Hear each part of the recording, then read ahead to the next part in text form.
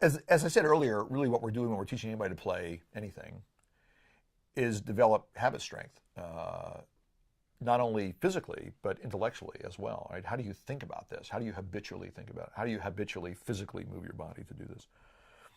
And I think to do that requires much, much more repetition than most people imagine.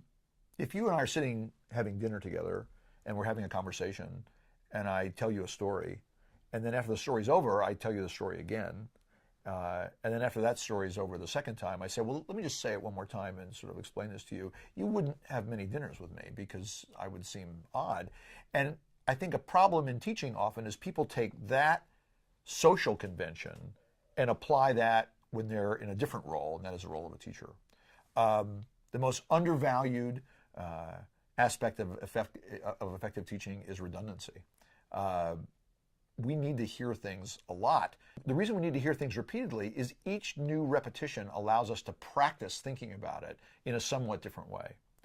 And I think often when teachers are introducing new ideas to learners, they introduce the idea, the learner seems to get it, and the teacher thinks, okay, we're finished with that now. Well, you're never finished with anything. I mean, I write for a living, right? And I'm never finished with learning how to write. I'm practicing writing all the time. And every time I get feedback from a colleague or a student or somebody I ask to read my work, I'm learning something from that feedback that's refining the way I do what I do. And I think often all of our students who come to our program here who are going to be teachers are generally terrific at introducing new ideas to learners. They're really good at that. What they're pretty terrible at is refining things that learners have already been introduced to in the past.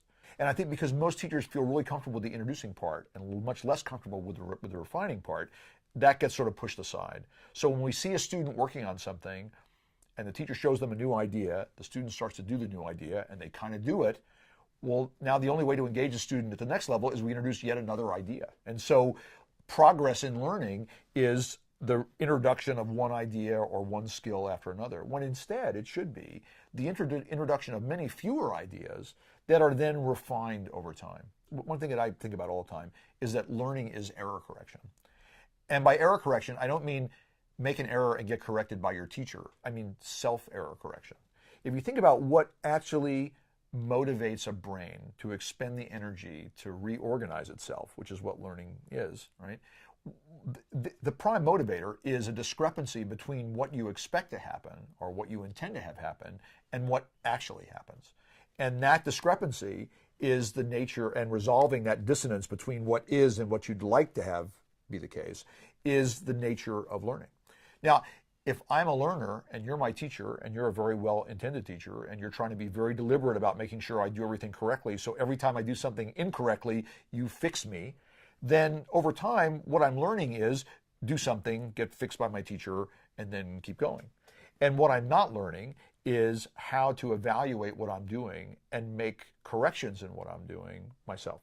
That should be the purpose of every lesson. The reason for lessons is to learn how to practice. That's it. And typically what teachers do is they do most of the directing in lessons and then expect that a learner, when they practice, will behave similarly on their own. But my argument with teachers all the time is what lessons should be is guided practice on the part of the student.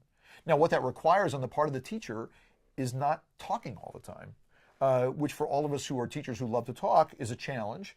But I think what happens when you start to talk less and direct less and let the student decide more of what's going to happen next and what do you think needs to happen next, you create a different kind of learner. Because I don't know of any teacher who isn't frustrated, at least to some extent, by the lack of progress that people make between lessons on their own. And I think the explanation of that is quite simple, right? Is that they've never learned how to make progress on their own. Because if you can't watch a student make progress on their own in your presence, then I promise you they're unlikely to make progress on their own when they're alone. I mean, everybody who's become a great musician has learned how to make those refinements on their own. Now, many of us learn that because we're smart and we're intuitive and we're highly discriminating. We learn how to do that.